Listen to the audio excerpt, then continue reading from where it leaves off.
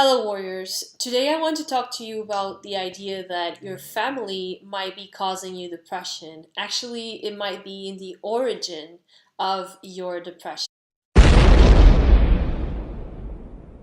Now, I know this might be somehow a controversial idea because we don't want to admit it. We love our family, we feel attached to them, maybe we feel even economically attached to them.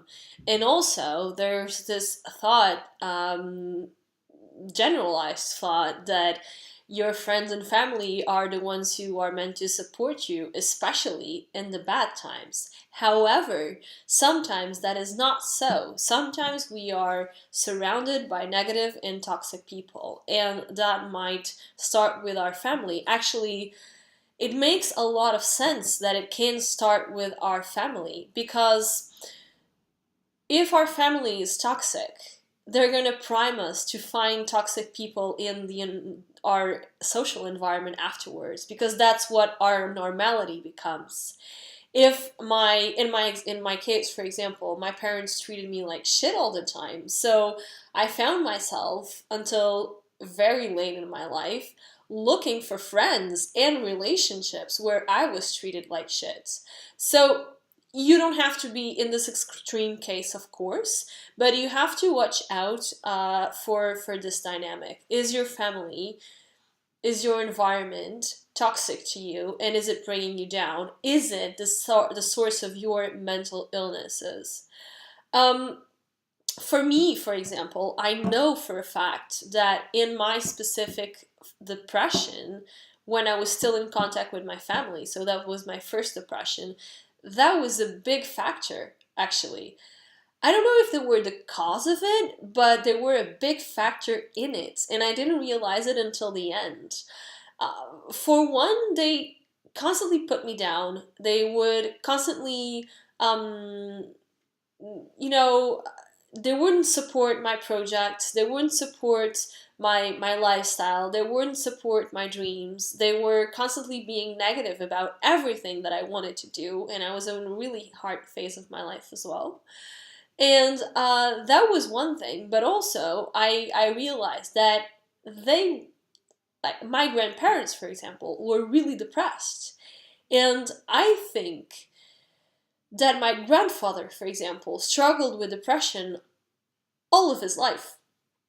And I hadn't noticed it until then, because when I was recovering from the depression and I was starting to feel better, I was already living in Brussels and they were still living in Lisbon in Portugal. And just talking to them on Skype would make me depressed because they would drag me down. They would pull me down. They were not happy with their lives. My grandparents, especially my grandfather, and I felt like I had a whole day of mental progress, and then I would come home and I would have to talk to them, and that progress would go down. I remember that I got to a point where, unfortunately, every time I had to see my grandparents, I had to drink a glass of wine or two because I couldn't deal with it otherwise. It would bring me down a lot. And the same thing with my father, but in the sense that all the progress that I was doing, he would put that progress down. I remember I was doing this Dutch course and I was really happy about it because was making me feel good about myself and it was helping me with my depression. And he was saying, no, but like that's not, that's nothing, that's a stupid course, and that's not a real thing, and it's just some bullshit, and why? So that would just stall my progress. Let go of the idea that your family is supposed to help you at this point. Maybe it can, but it doesn't necessarily have to. Maybe if you relate to any of what I'm saying, maybe your family is dragging you down and is dragging is stalling your process and your mental health recovery. Um, it's so. I mean, I'm not saying you have to cut contact with them. That's really extreme. There was a variety of reasons why I cut contact with my family, and it had majorly to do with a lot of childhood abuse. This was just a turning point, but what they did to me came from far, far, far away before. But you can and you are allowed to take some space. Just because it's your family doesn't mean you owe them your unlimited time.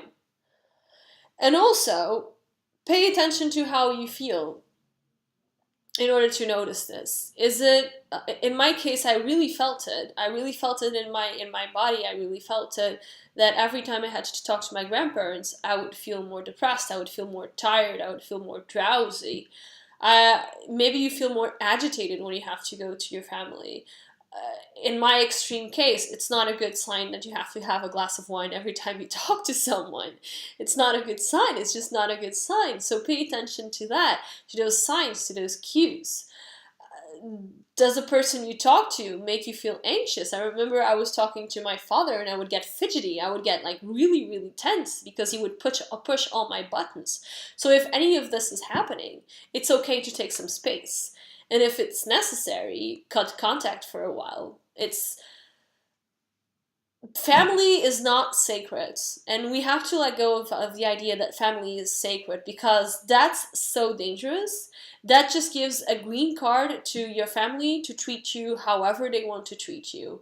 And it's just not true. It's just not true. You are your own individual. You are allowed to choose who you want to spend your time with. You are allowed to choose what's best for your mental health and for your health.